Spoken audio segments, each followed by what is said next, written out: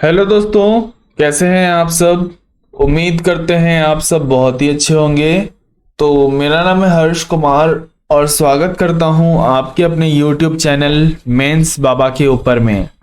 तो जैसा कि हम लोग प्रीलिम्स बूस्टर कर रहे हैं और इस प्रीलिम्स बूस्टर करने के दौरान हम लोग वो सब चीज़ें कवर अप करेंगे जो हम लोग ने पूरे साल नहीं किया है। ठीक है, तो पूरे साल मैंने करंट अफेयर करा रखे हैं, बट हो सकता है ना कि कभी कभार आदमी के ध्यान से निकल जाता है कि हाँ ये चीज़ें भी करानी रहती हैं।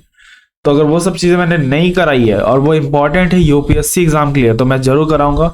क्योंकि स्टैटिक पोर्शन ध्यान से करें, प्रीलिम्स देने जा रहे हैं तो आपका मेंस का एटलीस्ट 80% सिलेबस कंप्लीट होना चाहिए।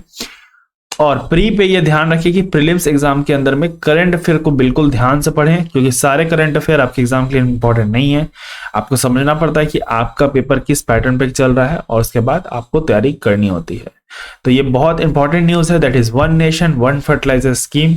मुझे लग रहा है कि इससे क्वेश्चन आ सकते हैं 2023 के अंदर में भी, और 24 का तो पता नहीं, बट 23 में तो आएंगे ही आएंगे।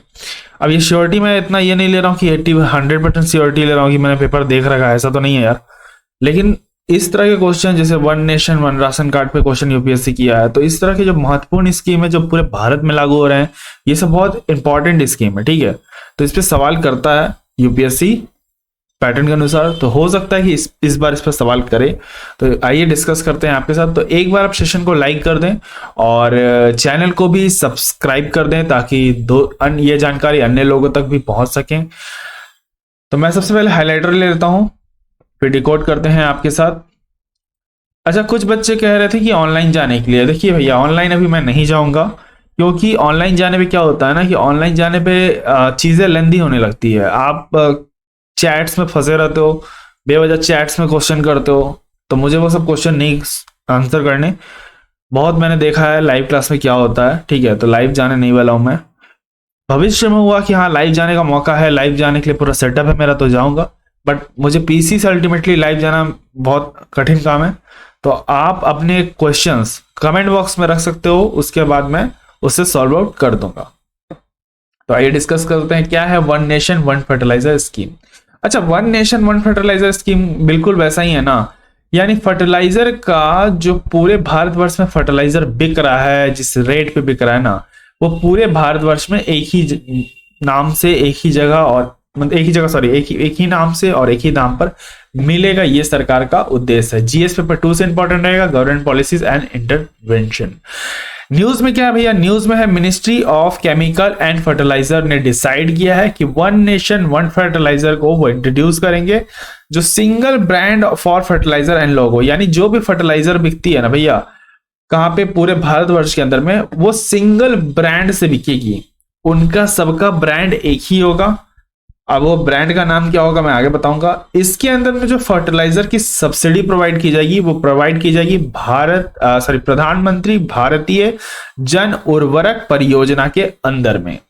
One nation one fertiliser scheme क्या है आइए जानते हैं। इसके अंदर कंपनी जो फर्टिलाइजर बना रही है ना, ये मैटर नहीं करता कि वो पब्लिक कंपनी है या फिर प्राइवेट कंपनी है, लेकिन अगर वो फर्टिलाइजर बना रही है ना, तो उनको अपने फर्टिलाइजर बैग के आगे एक वर्ड लगाना होगा, दैट इज भारत। याद रखिएगा, कौन सा शब्द लगाना होगा, भारत। जैसे मान के चलिए एक कंपनी है जो यूरिया बना रही है, तो भारत यूरिया। भारत अगर एनपीके बना रही है तो भारत एनपीके। इस तरह जो भी फर्टिलाइजर बना रही है आपका company, whether it is private और पब्लिक कंपनी, उनको अपने बोरे के आगे क्या लगाना होगा, भारत वर्ड को लगाना होगा। ठीक है, अब ये डिस्प्यूट हो सकता है। डिस्प्यूट क्या हो सकता है भैया, डिस्प्यूट ये हो सकता है कि सर मैंने इन्वेस्टमेंट किया, मैंने लोगों को बुलाया, मैंने रिसर्च किया, मैंने यूरिया बनाया, तो भारत का लोगो क्यों, ये सरकार क्यों तय की। देखिए, मैक्सिमम इंटरवेंशन अगर हम बात करते हैं फर्टिलाइजर के केस में, तो उसमें भारत सरकार पूरा नियंत्रण रखती है। क्यों रखती है, क्योंकि ये किसी एक ऑर्डर के अंदर में आती है, that is fertiliser movement control order 1973। ठीक है, इसके अंदर में आती है और क्या करती है, कंट्रोल करती है, यानी नियंत्रण करती है फर्टिलाइजर के ऊपर में भारत सरकार।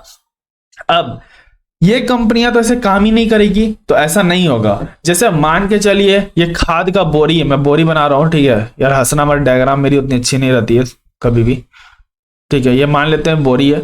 तो इसका जो 1/3 हिस्सा होगा ना, 1/3 हिस्सा बस कंपनियां अपना नाम, अपना पता, अपना घर का पता, अपनी गर्लफ्रेंड का नाम जो चाहे मेंशन कर सकते हैं, बट इस 1/3 हिस्से में ही सब कुछ होना चाहिए। बाकी उसमें भारत का लोगो दिखना चाहिए भारत एनपीए। अब ये भारत का लोगो कैसा होगा, ये सरकार डिजाइन कराएगी, उसके बाद बताएगी। और ये स्कीम किसके अंदर में काम कर रहा है, याद रखिएगा, प्रधानमंत्री भारतीय जन उर्वरक परियोजना, कंफ्यूज नहीं करना है।